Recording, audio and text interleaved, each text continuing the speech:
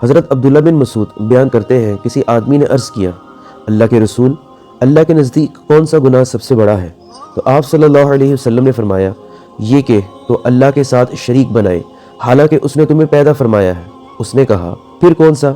آپ نے فرمایا یہ کہ تو اس اندیشے کے پیش نظر اپنے بچے کو قتل کر دے کہ وہ تمہارے ساتھ کھائے گا۔ اس نے عرض کیا پھر کون سا؟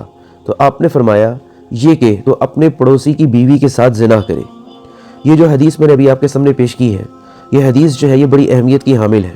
اس میں نبی کریم صلی اللہ علیہ وسلم نے 3 بڑے گناہوں کا ذکر کیا ہے جو کبیرہ گناہ ہے، یعنی کہ شرک، اولاد کا قتل اور زنا۔ ان کی ترتیب اور اہمیت پر غور کرنے سے معلوم ہوتا ہے کہ یہ گناہ نہ صرف اللہ کے احکام کی خلاف ورزی ہیں بلکہ معاشرتی بگاڑ کا بھی باعث بنتے ہیں۔ جہاں تک شرک کا تعلق ہے تو نبی کریم صلی اللہ علیہ وسلم نے سب سے پہلے شرک کو سب سے بڑا گناہ قرار دیا ہے، کیونکہ یہ توحید کے منافی ہے اور جو دین اسلام کی بنیاد ہے۔ اللہ تعالیٰ نے انسان کو پیدا کیا اور تمام نعمتیں عطا کیں، اس کے باوجود کسی اور کو اللہ کا شریک بنانا ناشکری اور انکار حق کی بدترین شکل ہے۔ یہاں شرک کے حوالے سے ذرا بڑی ایک اور اہم بات ذہن میں رکھیے گا، یہ جو شرک ہے یہ ہر طرح کا شرک ہے۔ اس میں شرک فی ذات بھی ہے، اس میں شرک فی صفات بھی ہے، اس میں شرک فی الوہیت بھی ہے، اور شرک فی دعا بھی ہے، اور شرک فی ربوبیت بھی ہے۔ کسی بھی لحاظ سے اگر ہم شرک کا شکار ہوتے ہیں تو اس ہم بڑے گناہ میں مبتلا ہوتے ہیں۔ اسی حوالے سے قرآن پاک میں بھی آیت ہے، سورۃ النساء کی آیت نمبر 48، ان اللہ لا یغفر ان یشرک بہ ویغفر ما دون ذلک لمن یشاء، کہ بے شک اللہ اس کو معاف نہیں کرے گا کہ اس کے ساتھ کوئی شریک کیا جائے اور اس کے علاوہ جسے چاہے معاف کر دے۔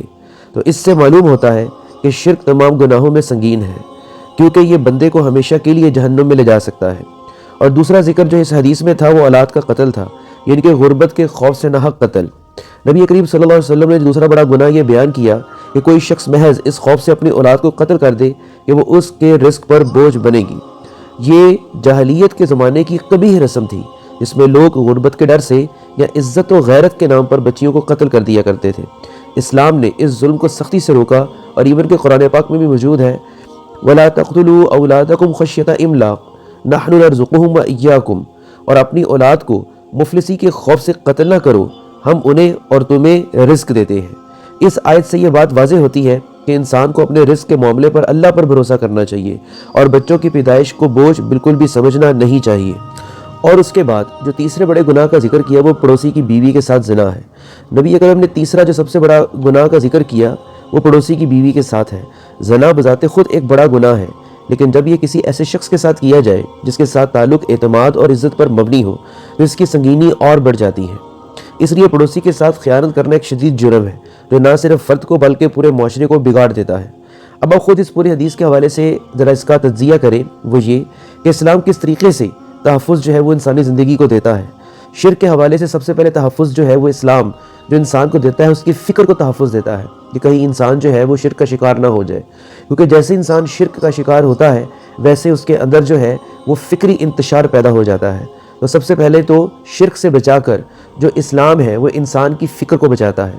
دوسرا جو اولاد کو قتل کرنے کے حوالے سے بات ہوئی ہے، اس حوالے سے دیکھا جائے تو اسلام جو ہے وہ زندگی کو تحفظ دیتا ہے۔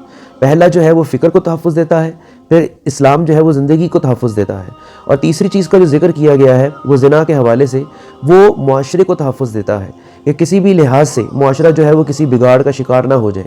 اور کوئی بھی معاشرے جو ہے وہ بگاڑ کا شکار تبھی سے ہونا شروع ہو جاتا ہے جب وہ مختلف طرح کی بے حیائی میں مبتلا ہوتا ہے، اور بے حیائی کی جو انتہا ہے کسی بھی معاشرے میں وہ زنا ہے۔